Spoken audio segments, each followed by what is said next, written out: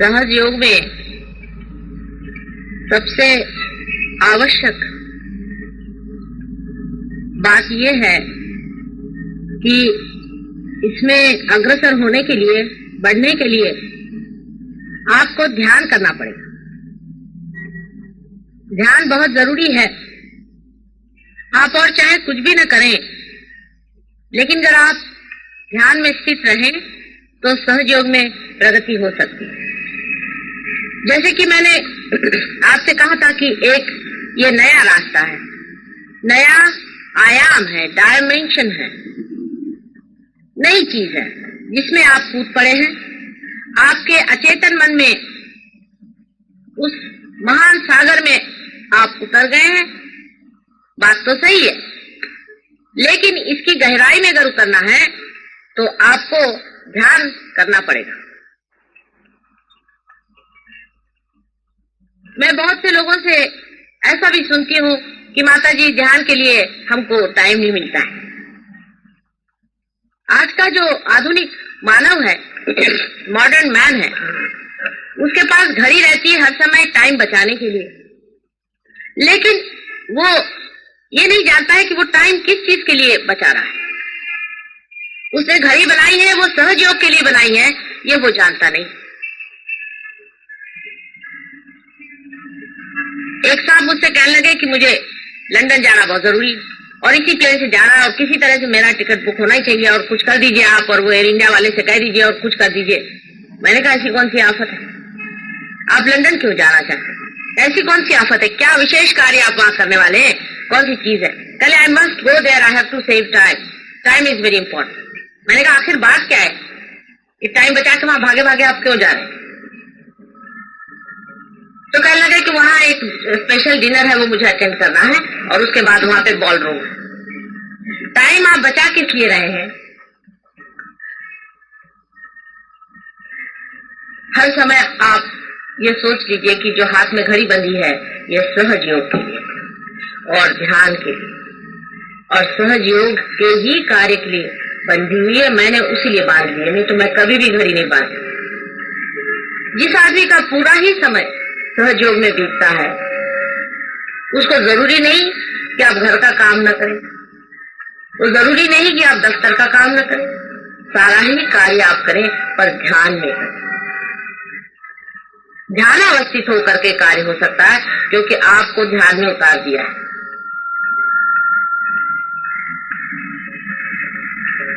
हर एक काम करने वक्त आप निर्विचार हो सकते हैं और निर्विचार होते ही उस काम की सुंदरता, उसका संपूर्ण ज्ञान और उसका सारा आनंद आपको मिलने लगता है।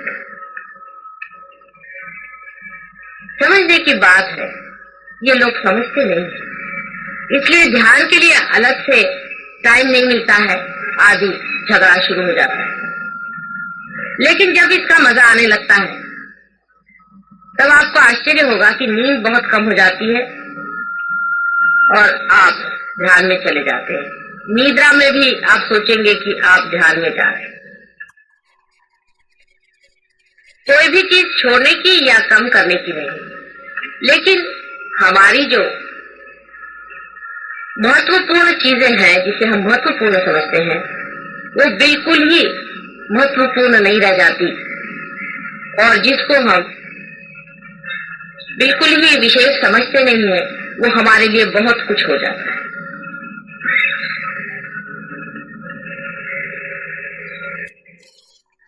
ध्यान करने के लिए एक छोटी सी चीज आपको याद रखनी चाहिए कि जिस चीज पे ध्यान का आलाप छेड़ा जाएगा, जिस वीणा पे ये सुंदर गीत बजने वाला है, वो साफ होनी चाहिए।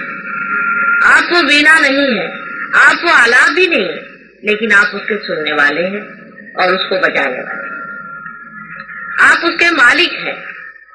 इसलिए अगर वो वीणा कुछ बेसुरी हो, उसके अगर तार रंग खा जाए या उसके कुछ तार टूट जाए तो आपको जरूरी है कि उसे ठीक कर लेना चाहिए। अगर वो ठीक नहीं है तो आपके जीवन में माधुर्य नहीं है, आप में वो सुंदरता नहीं आ सकती। आप में एक अजीब तरह का चिड़चिड़ापन, अजीब तरह की विक्षता, और विचलितता दृष्टिगत होगी। एक सहयोगी को एकदम निश्चित मति से ध्यान में बैठना देखना बहुत बड़ी चीज हो जाती है मेरे लिए। और वही मैं देखती हूँ कि कुछ सहयोगी गहराई से अंदर चले जा रहे हैं और कुछ सहयोगी बहुत विकसित। यह नहीं मैं कहती कि सभी लोग उतनी दशा में पहुंच सकते हैं या नहीं, लेकिन जो कुछ भी बन पड़े वो इस जीवन में करना ही चाहिए। उपार्जन का जितना भी समय है वो इसी में बिताना चाहिए और जो कुछ भी मिल सके सब इसी में मिलना चाहिए, बाकी कुछ हो या नहीं हो। अधिकतर लोगों को मैं ये देखती हूँ इधर उधर की 50 बातें करेंगे, लेकिन ध्यान की बात, अपने मन शुद्धि की बात, अपने अंदर के आनंद को उभारने की बात कितने लोग आप लोगों में से करते हैं। इसने ये कहा, उसने वो कहा, ऐसा हो गया, ऐसा नहीं करना चाहिए था, वैसा नहीं करना चाहिए। ये क्या सहयोगी को शोभनीय होगा? जब आपके पास निर्विचार की इतनी बड़ी संपत्ति है तो क्या उसको पूरी तरह से उभार देना चाहिए या नहीं? ये तो आप जानते हैं कि क्षण क्षण आप उसे पा रहे हैं और हर क्षण उसे आप खो भी रहे। ये हर एक क्षण कितना महत्वपूर्ण है, इसे आप देखिए। कौन सी छोड़ने की बात, कौन सी पकड़ने की बात मैंने आपसे आज तक तो की नहीं होगी कोई भी ऐसी। लेकिन ये आपका भ्रम है, आपका मन आपको भ्रम में डाले दे रहा। तो क्या तुम घर गृहस्थी छोड़ दोगी? मैंने घर गृहस्थी छोड़ी, जो आपसे मैं घर गृहस्थी छोड़ने पड़ती हूँ। आप जानते हैं कि आपसे कहीं अधिक मैं मेहनत करती हूँ, लेकिन मैं थकती नहीं हूँ क्योंकि मेरा आनंद का स्रोत आप लोग हैं। जब आपको देख लेती हूँ बस खुश हो जाती हूँ, तबीयत सारी बाग बाग हो जाती। जिस चीज का महत्व है उधर दृष्टि रखिए। आपको पूरी तरह से इसमें मैं ये नहीं कहती कि 24 घंटे इसमें आप यही बैठे रहिए। जहां भी बैठे हैं वहां बैठे रहिए, ये मतलब है मेरा। जहां भी जमे हैं वहां जमे रहिए, अपने स्थान पर, अपने सिंहासन पर। कुछ लोग इसीलिए प्रगति करते हैं और कुछ लोग नहीं करते। शारीरिक बीमारियां आप लोगों की बहुतों की ठीक हो गई, बहुतों के पास बीमारियां नहीं है, लेकिन अभी भी मानसिक प्रश्न है। सब बातें भूल जाइए। हर इंसान इसका पाने का अधिकारी है। आपका जन्मसिद्ध हक है क्योंकि ये सहज है, आप ही के साथ पैदा हुआ।